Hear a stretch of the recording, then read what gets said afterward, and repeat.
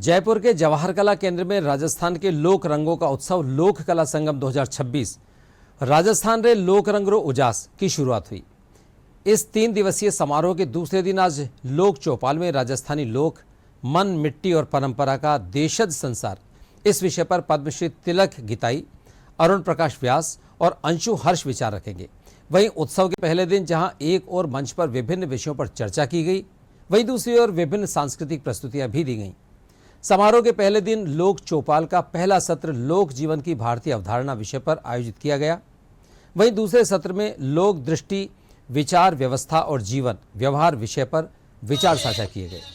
समारोह की शाम पर लोक कलाकारों ने लोक संस्कृति की मनोरम छटा भी बिखेरी।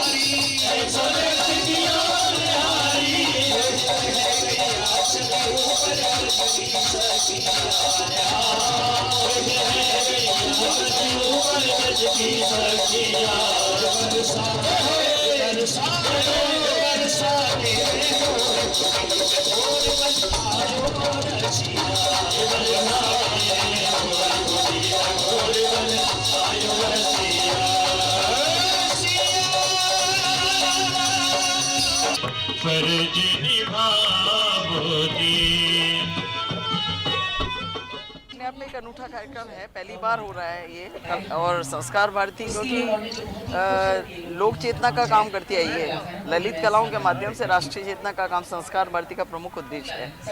इसलिए जो लोक जीवन में जो हमारी लोक परंपराएं थी, आज के जो वैश्वीकरण के युग में वो पीछे हो गई हैं, उनको वापस पुनर्जीवित करने के लिए, उनको पुनर्स्थापित करने के लिए, और ऐसे जो कलाकार हैं जिनको अब मंच नहीं है, जो अपनी परंपरा को थामे हुए हैं ढाणी में, उनको संजीवनी एक तरह से चाहिए थी, मंच चाहिए था। वो तो अपनी जगह है ही है, किंतु हमारी जो लोक परंपरा है उनका वैश्विक प्रतिष्ठापना के लिए भी हम लोगों ने रखा है। यहाँ पर इसको उठाया है। ये अलग अलग प्रांतों में इसका आयोजन होगा और ये इंटर रिलेशन जो होता है, आपस में आदान प्रदान करेंगे। हम लोग राजस्थान के कलाकार बाहर जाएंगे और बाहर के कलाकार यहाँ आएंगे। ऐसे ही ये जो यहाँ का जो लोक संगीत है, हम लोगों ने 3 एरिया को लिया है, शेखावटी और ये ब्रज क्षेत्र का और ढूंढाड़, क्योंकि बहुत समृद्ध है।